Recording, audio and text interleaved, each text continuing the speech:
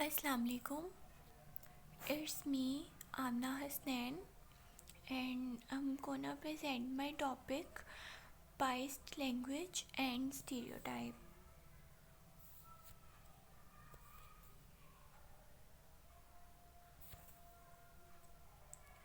The contents of my topic is what is biased language, example of biased language, stereotypes and biased language, further stereotypes, generic use and occupation. Next one, I will define what is biased language. The term biased language refers to the words and phrases that are considered prejudiced, offensive, and hurtful. Biased language includes expression that demean or exclude people because of age, sex, race, ethnicity, social class, or physical or mental traits. Next one, bias in language refers to the language that is uneven or unbalanced or not a fair representations, says the University of Massachusetts Lowell, adding that you should strive to avoid bias in writing and speaking because such language contain hidden messages about the superiority or inferiority of the various groups or type of people. Next one is what is biased language? Bias is a prejudiced toward or unfair characterization of the members of a particular group, says Stacy Heaps, writing on Right Express. Bias is so common in speech and writing that we often are not even aware of it, but it is the responsibility of everyone to become conscious of and write without bias. Biased language frequently occurs with gender but can also afford groups of people based on sexual orientation, ethnicity, political interest, or race. Example of biased language. Heaps gives several examples of bias together with alternative unbiased phrasing. If he is elected, he would be the first person of the color in the White House. The alternative of this is if he elected, he would be the first African American in the White House. There are many elderly people in our town, alternative of which is there are many senior citizens in our town. He has had a physical handicap since he was 5 years old. The alternative of above sentences, he has had a physical impairment since he was 5 years old. The next one, stereotypes and biased language. A stereotype is a preconceived, sweeping conclusion about an individual or a group of people that can be either good or bad. Stereotyped language is any that assumes a stereotype about a group of people. For example, don't assume a common stereotype about blonde women. Although she was blonde, Mary was still intelligent. Mary was intelligent. Men are physically more stronger than women. Alternative, on the average, men are stronger than women. Next one, stereotypes and biased language. Bias is a personal preference, while stereotype is a preconceived assumption about an individual or a group of people. Both in writing often lead to poor written or inaccurate content. We should not only be aware of these bias and stereotypes but also try to avoid them. Be sensitive to the feeling of opposite sex, minorities, and special interest groups. Third one, don't emphasize differences by separating society into we and they by signaling out minorities. Particular groups or group of people such as those with disabilities and senior citizens. The generic use mankind, alternative of which is humanity, people, human being. Man's achievement, human achievements. Man-made, synthetic, manufactured. Man the showroom, staff the stockroom. Nice man hour, nice 9 man hour, 9 staff hour. Next one, chairman, coordinator, moderator, head, businessman, business executive, business person, fireman, firefighter, mailman, mail carrier, steward and stewards, flight carrier, mail nurse, nurse. Next, what is bias? A question of bias. Many students get confused about bias. What is it and how to spot it in a piece of written work?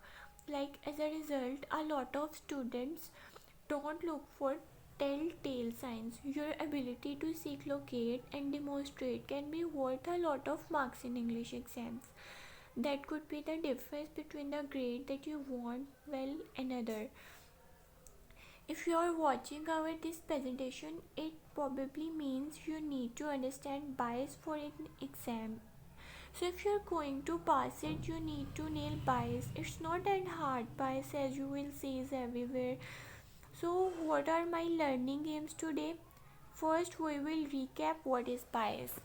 Next, we will learn how to recognize. We will learn how to recognize bias in written text. First, what is bias?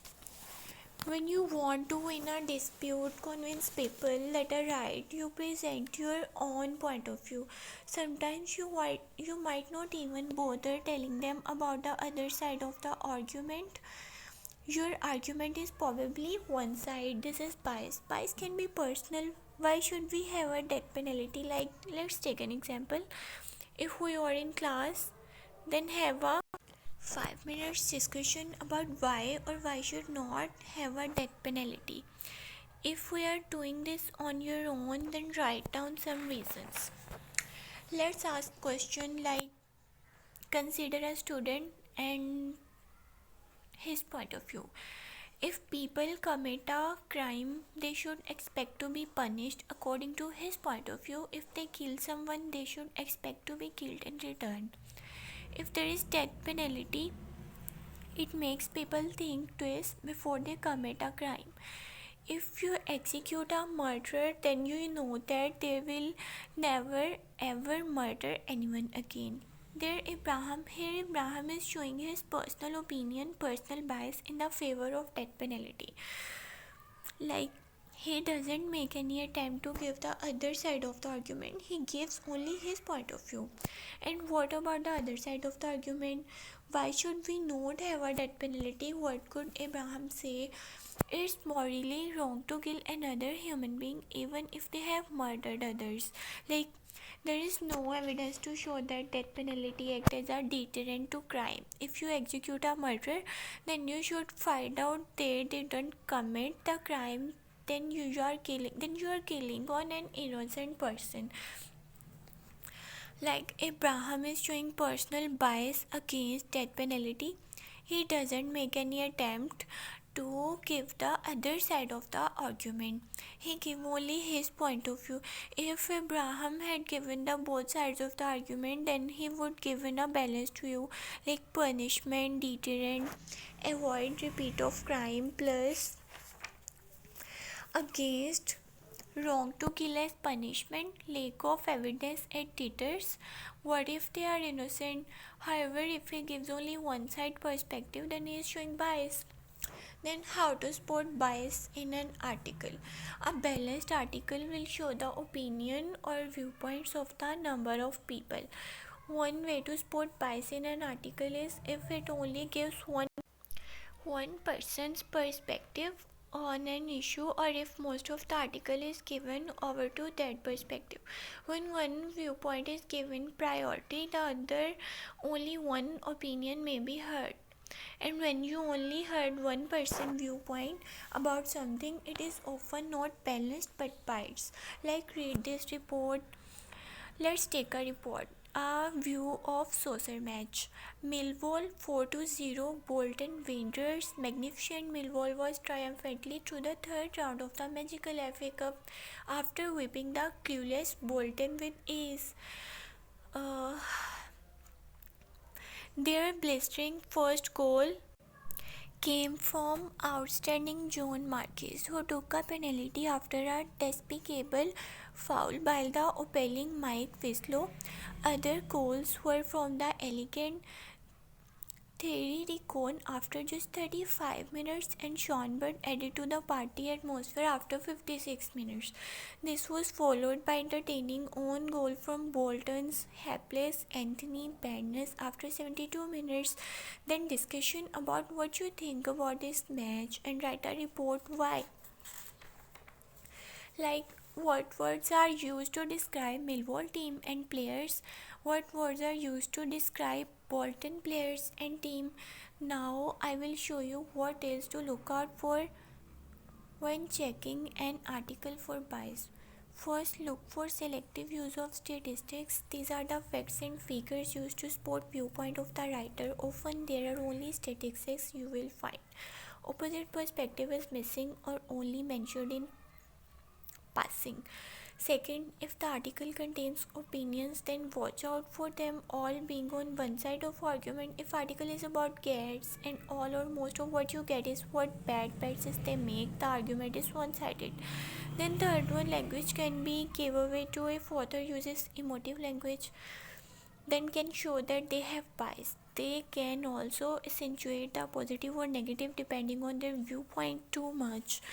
Now let's put all of that what I have explained before in one list. Selective use of statistics, one side of argument, third one emotive language, positive or negative point of views, selective use of quotations, lack of evidence to support views, use of sarcasm and use of hyperbole. That's all was my topic and I have completed my presentation at all. Hope आपको अच्छी लगी होगी. अगर कोई mistake हो तो बता दीजिएगा. Okay, bye bye.